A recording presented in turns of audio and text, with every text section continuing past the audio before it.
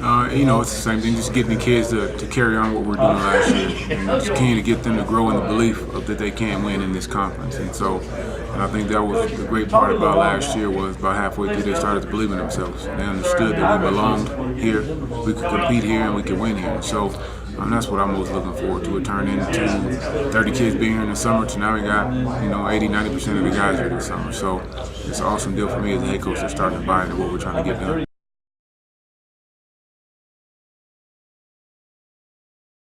You can definitely see that a majority of the guys have bought in just by their attitudes every day and the work ethic that they're applying to their workouts.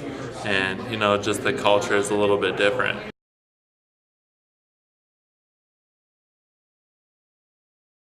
I think it's going to help us in the depth factor because we're getting those guys back and got younger guys had to play last year because of the injuries, and so that's going to help our depth. And obviously having 2 All-American caliber players back is going to help our defense out a lot.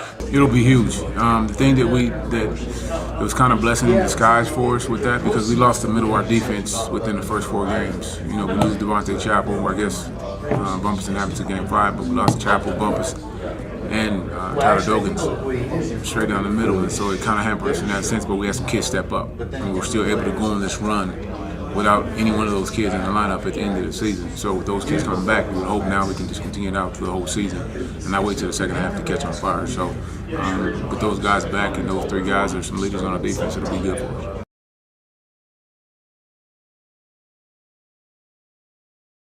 O-line can get the protection. All 3 of those guys can go.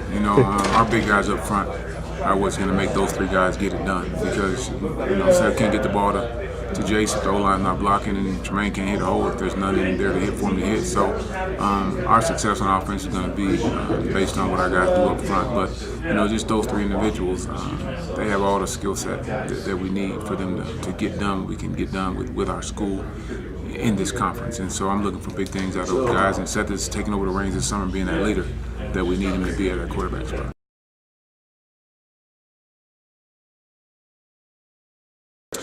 I was just telling some of the other media members that the Big Sky, teams want to get into the Big Sky because we're notoriously, a pretty big powerhouse nationally, and people want to be a part of that, and they want to have the success that teams in the Big Sky are having.